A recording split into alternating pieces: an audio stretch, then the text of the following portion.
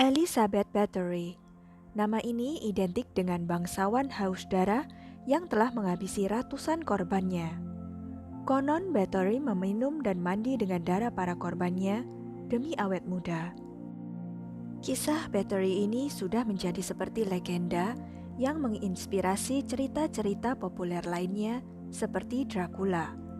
Karakter seri game Resident Evil dikabarkan juga terinspirasi oleh Bathory ini. Bahkan kisah Bathory ini juga sampai masuk Guinness World of Record. Siapa sih Elizabeth Bathory ini sebenarnya? Apakah kisahnya benar-benar ada? Atau hanya mitos belaka? Yuk langsung aja tonton video ini sampai habis ya. Sebelumnya, jangan lupa subscribe dulu channel ini untuk mendapatkan kisah-kisah menarik lainnya.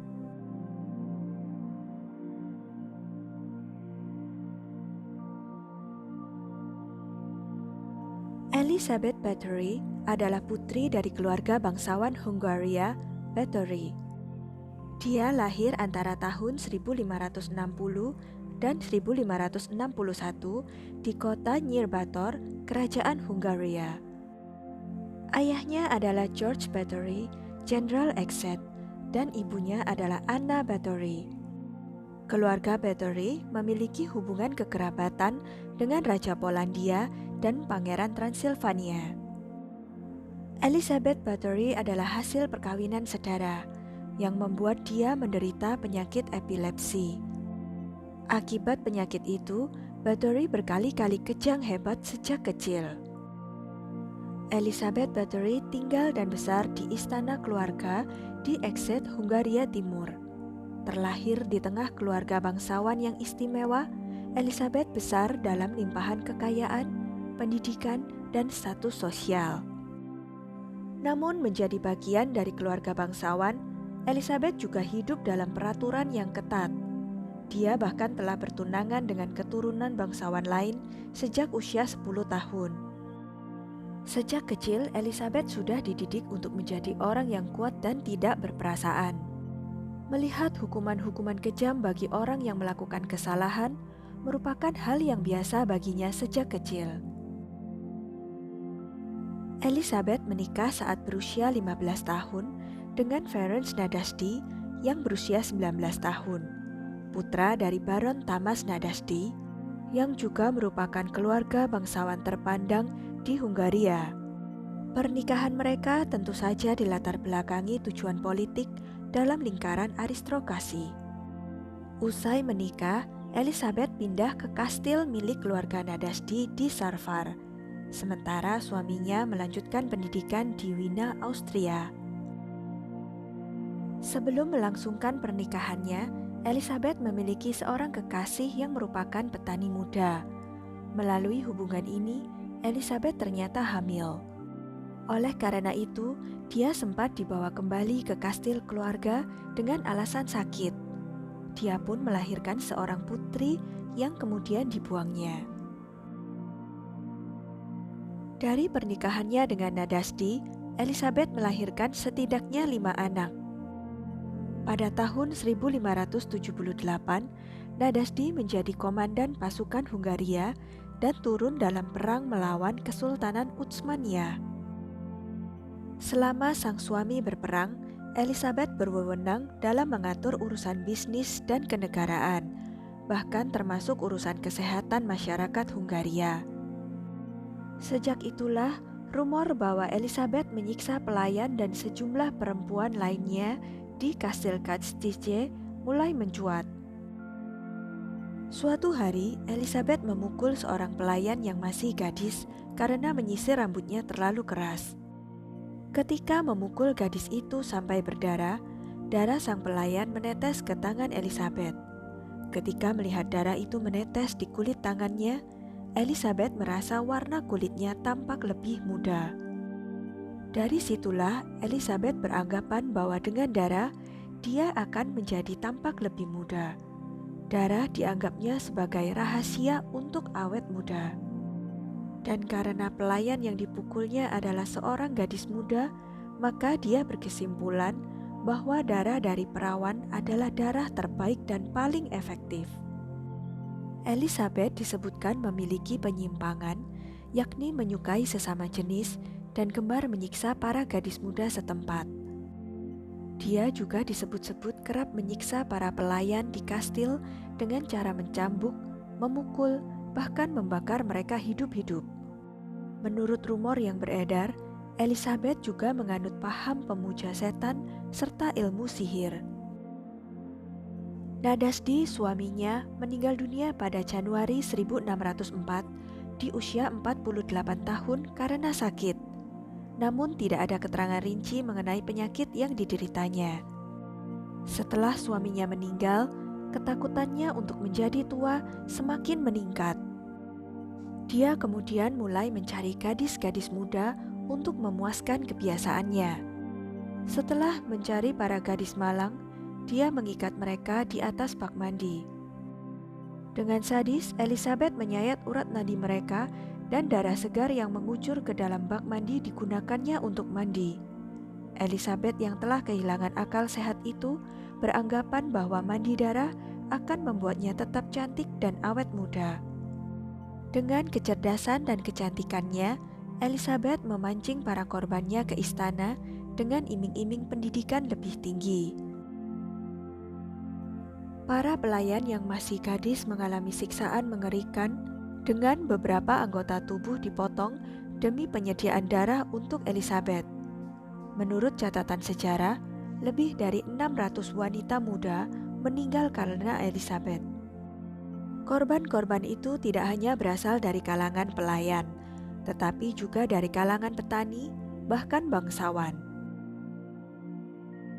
Hingga pada tahun 1610, desas-desus perbuatan mengerikannya ini sampai di telinga Raja Hungaria. Lalu Raja pun memerintahkan Gheorghe Turso untuk menyelidiki tuduhan tersebut. Antara Maret dan Juli 1610, anak buah Turso mewawancarai 52 saksi, di mana 34 diantaranya adalah pelayan sang Countess. Berbagai laporan dan kesaksian mengatakan bahwa Elizabeth memasukkan para korban ke dalam alat penyiksaan bernama Iron Maiden. Ia membakar mereka, memukul mereka sampai mati menggunakan tongkat, menuangkan air es ke tubuh mereka, dan membiarkan mereka membeku. Ia juga dikatakan menutupi tubuh korban dengan madu agar kulit mereka dimangsa serangga. Elizabeth juga dikabarkan menggigit potongan daging dari dada dan wajah para korban. Setelah mendengar berbagai tuduhan itu, Turso akhirnya mendakwa Elizabeth dengan kematian 80 gadis. Sedangkan angka korban yang diperkirakan mencapai 650 jiwa muncul dari seorang pelayan bernama Susanna yang mengaku melihat buku harian sang majikan yang berisi daftar nama seluruh korban. Menurut si pelayan, buku itu berada di tangan salah satu pejabat pengadilan, tapi tidak pernah ditemukan sampai sekarang. Meski ada 32 lembaran tertulis yang dibuat Báthory disimpan dalam arsip negara Hungaria di Budapest. Akhirnya pengadilan menetapkan jumlah resmi korban Elizabeth adalah 80 orang. Seluruh pelayan Elizabeth diadili dan dieksekusi dengan cara dibakar hidup-hidup, selain Darvulia yang meninggal pada tahun 1609. Sedangkan Elizabeth sendiri dikurung di kastil Častise, hanya sedikit celah yang dibuka untuk menyediakan makanan baginya. Di dalam kamar kecil itu, Elizabeth menghabiskan sisa hidupnya sampai meninggal dunia tahun 1614 pada usia yang ke-54. Reruntuhan kastil itu kini menjadi objek wisata di kawasan yang masuk ke dalam teritori Slovakia. Menurut salah satu laporan menyebutkan jika malam sebelum kematiannya, Elizabeth mengeluhkan kedinginan. Namun hal tersebut tidak diindahkan oleh penjaga, hingga akhirnya dia ditemukan sudah tidak bernyawa pada pagi harinya. Jenazah Elizabeth dimakamkan di gereja di Častise pada 25 November 1614. Namun menurut pengakuan sumber dari warga, makamnya dipindahkan ke makam keluarga di Exit. Saat ini, di mana lokasi makam Elizabeth tidak diketahui, pihak gereja dan kastil Chastise tidak memiliki petunjuk untuk lokasi yang mungkin menjadi persemayaman terakhir sang bangsawan pencabut nyawa berantai ini. Sebenarnya, kisah tentang Elizabeth Bathory ini fakta atau mitos sih? Awalnya legenda ini muncul pertama kali di media cetak lebih seabad setelah kematiannya. Tepatnya pada tahun 1729 dalam Tragica Historia karya seorang sarjana Jesuit Laszlo Turoczi.